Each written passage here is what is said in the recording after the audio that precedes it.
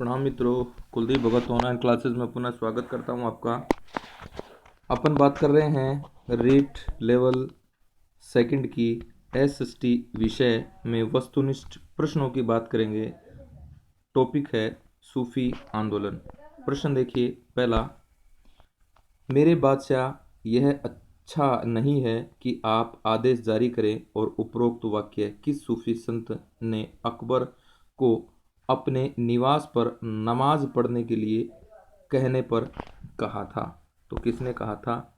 शेख अब्दुल कादिर। अब देखिए 2 नंबर का प्रश्न है, वह सूफी सिलसिला जिसमें संगीत पूर्णतः निषेध है तो कौन सा है? नक्शबंदी।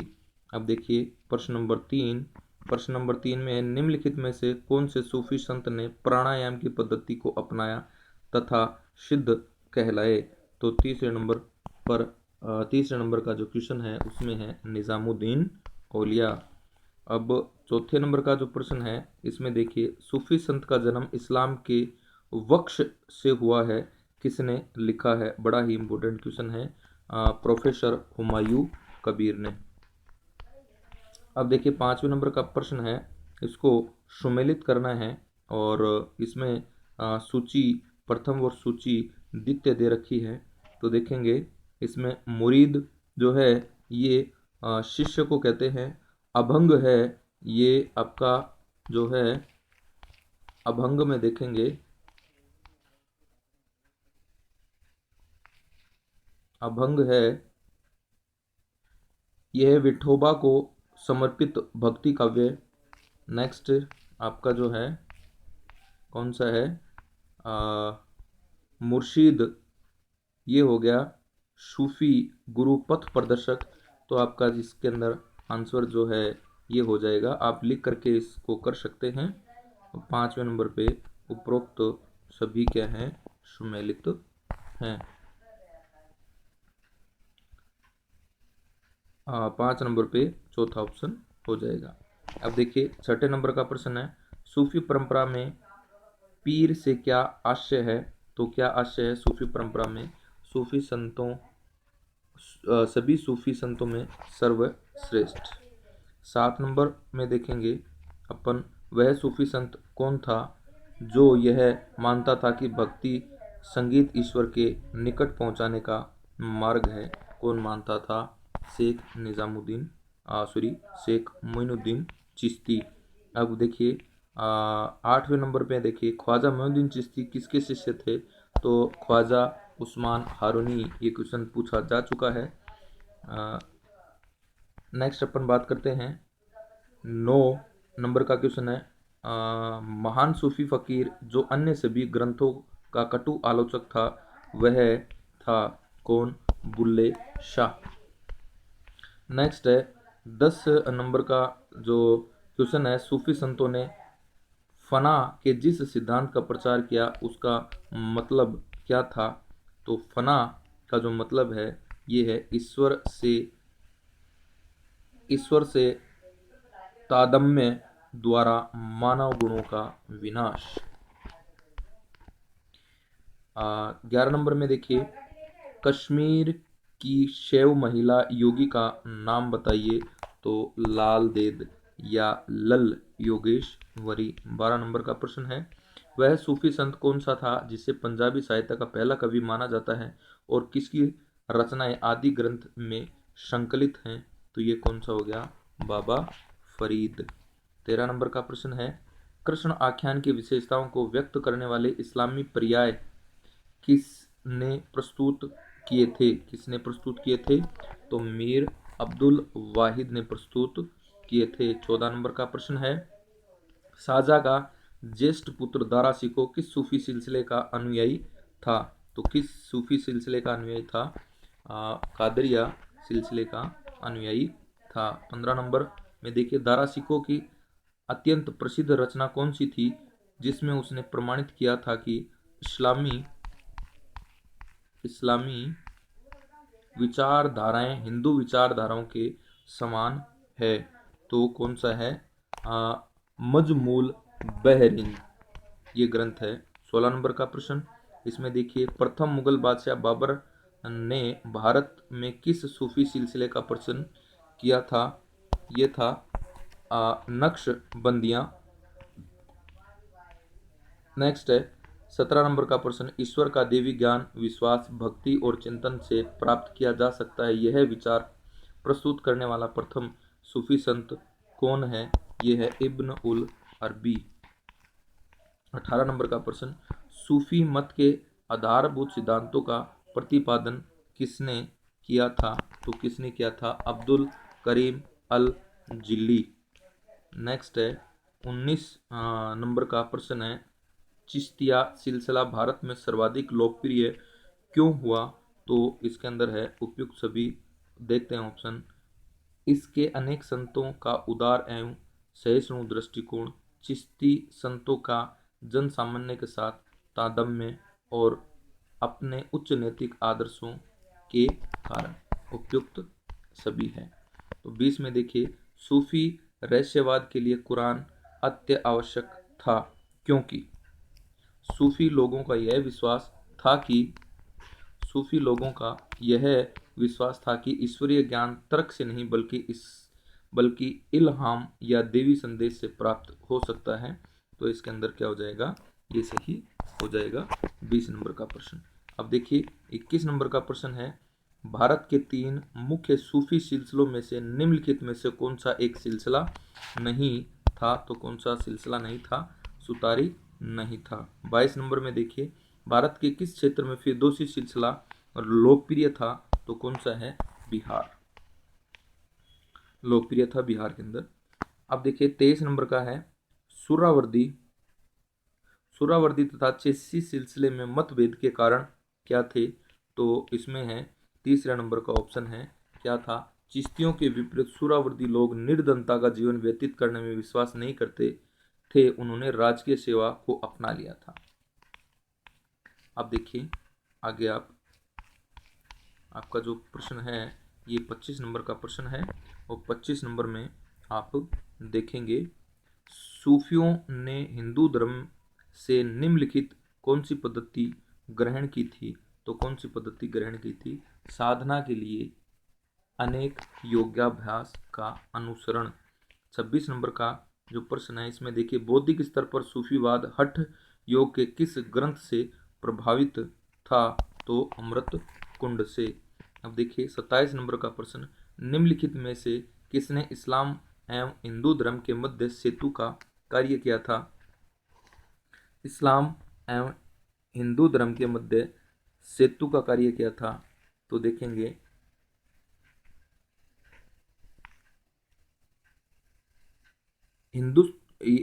हिंदुस्तानी संगीत एवं उदय का विकास।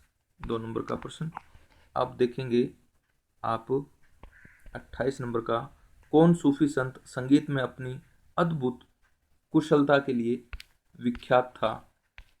तो 28 नंबर के प्रश्न में आप देखेंगे पीर बोधन। कौन विख्यात था? पीर बोधन।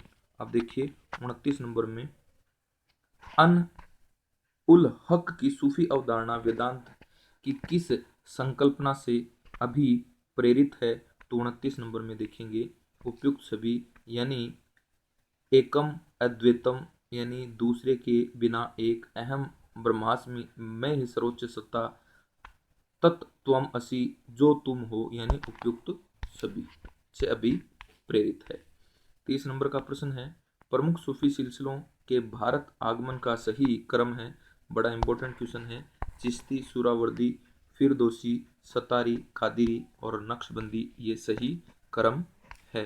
अब देखिए 31 नंबर का प्रश्न है, सूफी संप्रदाय के संदर्भ में सही युगम जो है ये अपने को देखना है। तो उपयुक्त सभी हैं, ये सही युगम है, यानी दरगाह जो है ये सूफी मजार थी, खानका सूफी संतों के रहने की जगह, क्षमा ये आध्यात्मिक संगीत के द्वारा ईश्वर की उपासना, यानी सारे के सारे इसके अंदर सही हैं। 32 नंबर का प्रश्न देखिए, भारत का प्रथम व सबसे प्राचीन सूफी सिलसिला कौन सा है? तो सबसे प्राचीन सूफी सिलसिला कौन सा है, यानी संप्रदाय कौन सा है? जो चिश्ती है, सबसे प्राचीन है। 33 नंबर देखिए, किस सूफी संत को सन्यासियों का सुल्तान कहा जाता है? किस संत को सन्यासियों का सुल्तान है ये कहा जाता है, तो हमीदुद्दीन नागौरी को क्या कहा जाता है? सन्यासियों का सुल्तान कहा जाता है। अब देखिए 34 नंबर का क्वेश्चन, वह पहला सुल्तान कौन सा था जो ख्वाजा मोइनुद्दीन चिश्ती की दरगाह पर आया था? तो 34 नंबर में 1 नंबर का प्रश्न हो जाएगा मोहम्मद बिन तुगलक। 35 नंबर में देखिए किस सूफी संत ने दिल्ली के 7 सुल्तानों का कार्यकाल देखा था? तो 35 नंबर में हो जाएगा 4 निजामुद्दीन औलिया। अब देखिए 36 नंबर का प्रश्न है, किसके कारण चिश्ती संप्रदाय पूरे भारत में प्रसिद्ध हुआ? तो किसके कारण प्रसिद्ध हुआ? फरीदुद्दीन गज शकर के कारण प्रसिद्ध हुआ। अब देखिए 37 नंबर में सुहरावर्दी संप्रदाय का सबसे प्रमुख केंद्र कौन सा था? तो कौन सा था? मुल्तान। अब देखिए 37 नंबर के बाद में 38 नंबर का प्रश्न है, पहले रहस्यवादी पंथ कादिरी सिलसिले की स्थापना किसने की थी? तो शेख अब्दुल कादिर गिलानी ने की थी। 39 नंबर का प्रश्न, दक्षिण भारत यानी दौलताबाद में चिश्ती संप्रदाय की नींव है ये किसने डाली थी? तो 39 नंबर का प्रश्न है शेख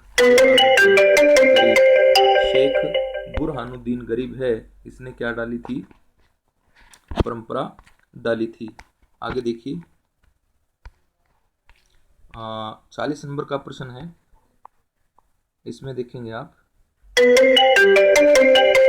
40 नंबर का प्रश्न है, ये देखिए भारतीय योग पद्धति को अंगीकार करने वाला पहला सिलसिला है ये कौन सा है?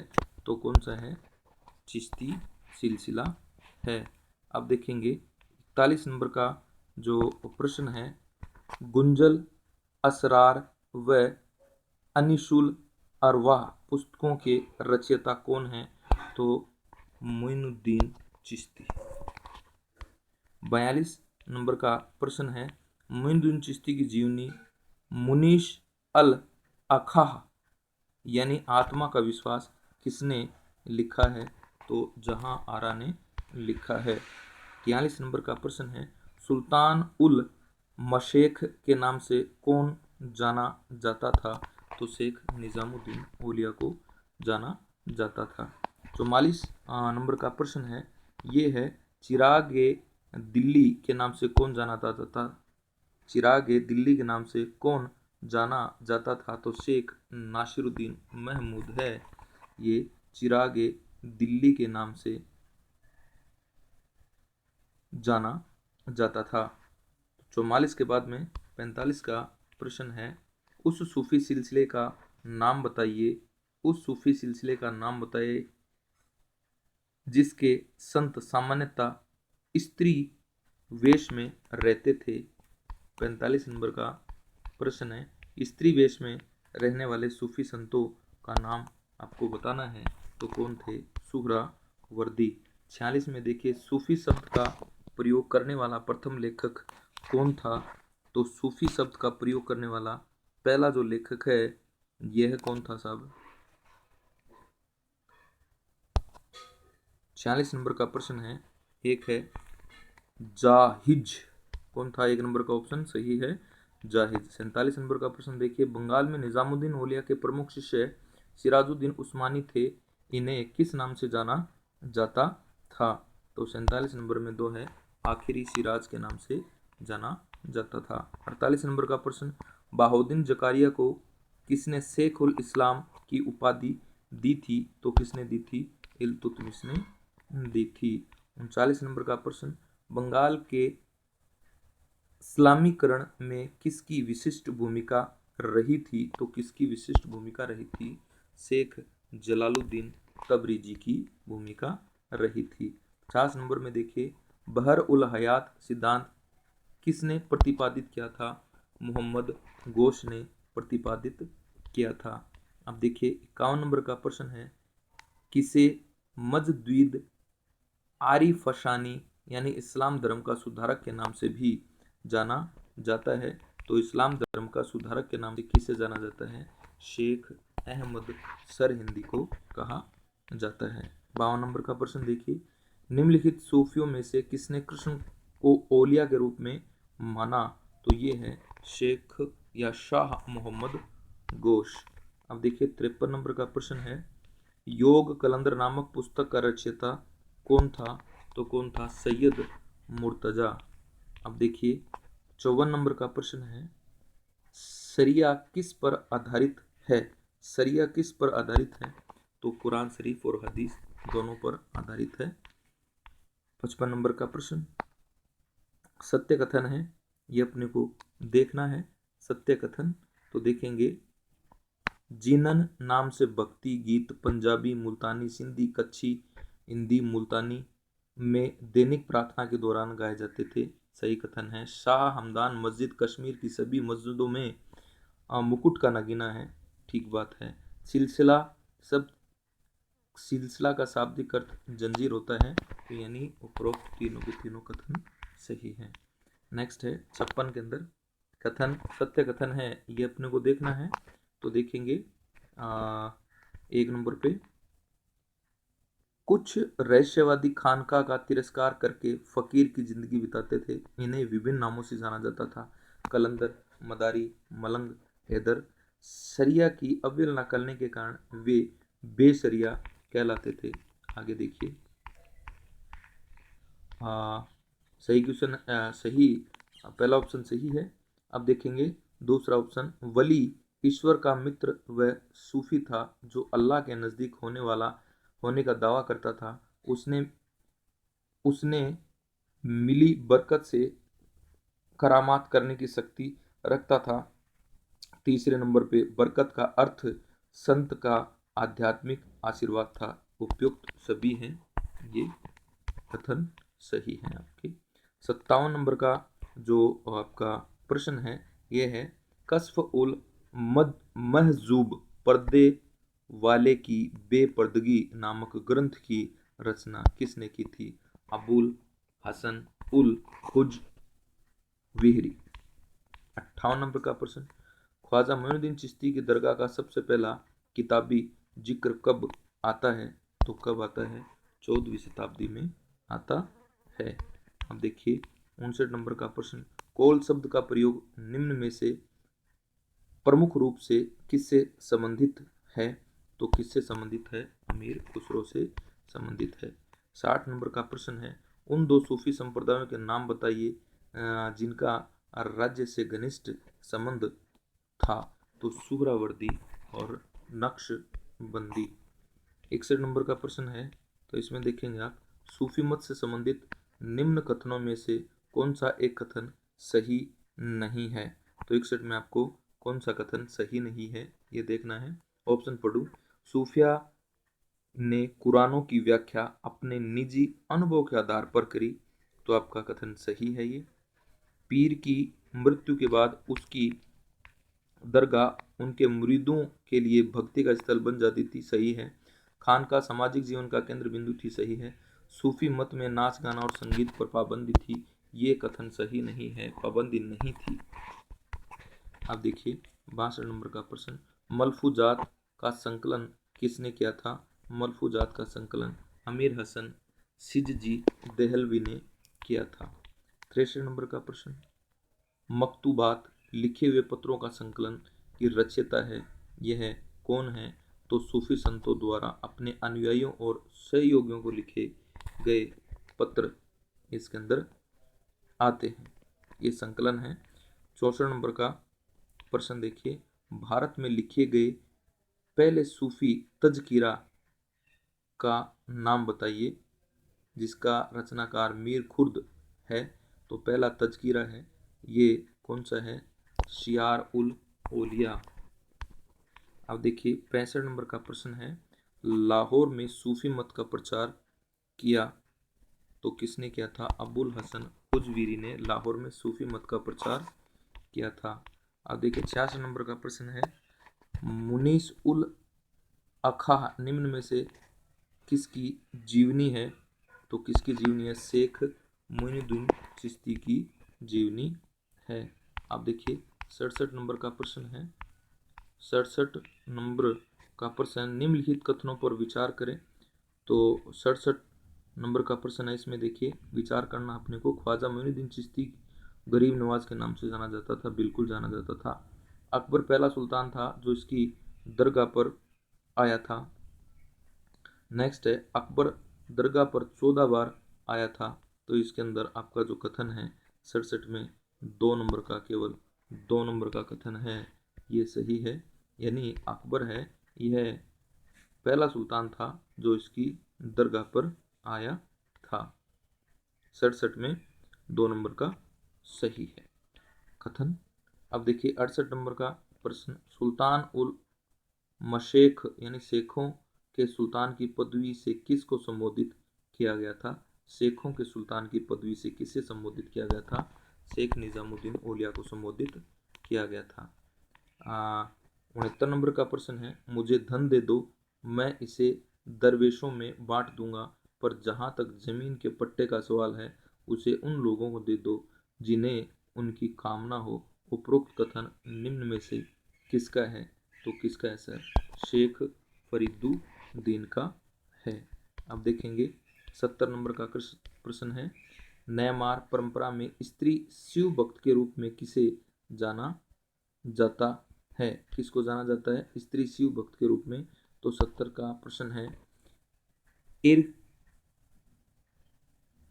इक्काल और अम्यार, इरक्काल और इम्यार को जाना जाता है। 71 नंबर का प्रश्न, निम्नलिखित कथनों पर विचार करना है आपको।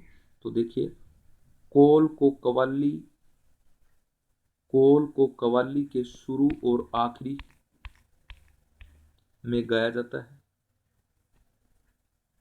2 नंबर पे, शेख निजामुद्दीन औलिया की दरगाह पर कोल नहीं गाया जाता था। कोल अरबी शब्द है जिसका अर्थ होता है कहावत। तो इसके अंदर जो सही है वो कौन सा है? 2 नंबर का ऑप्शन है वो सही है। और 2 नंबर का कौन सा है? शेख निजामुद्दीन औलिया की दरगाह पर कोल नहीं गाया जाता। अब देखिए 72 नंबर का क्वेश्चन है, खोज की निम्नलिखित में से थी। तो खोज की निम्नलिखित में से क्या थी? एक लिपि थी। अब देखेंगे 73 नंबर का प्रश्न, सूची 1 और सूची 2 को सुमेलित करना है। सूची 1 और सूची 2 को सुमेलित करना है। 73 नंबर का प्रश्न है, दातागंज बख्श शराफुद्दीन मनेरी वल्लभाचार्य फरीदुद्दीन गज ए शकर, इनका संबंध है ये है, ये आपको देखना है। तो इनका संबंध है ये सुमेलित हैं। तो देखेंगे, दाता बख्शगंज पंजाब के, शराफुद्दीन मनेरी बिहार के, वल्लभाचार्य जो थे गुजरात के थे, और गज शकर हैं ये पंजाब से संबंधित थे। यानी 1 2 3 4 इसके अंदर हो जाएगा पहला प्रश्न। देखिए ये आपके जो प्रश्न थे ये सूफी संप्रदाय से संबंधित थे। धन्यवाद।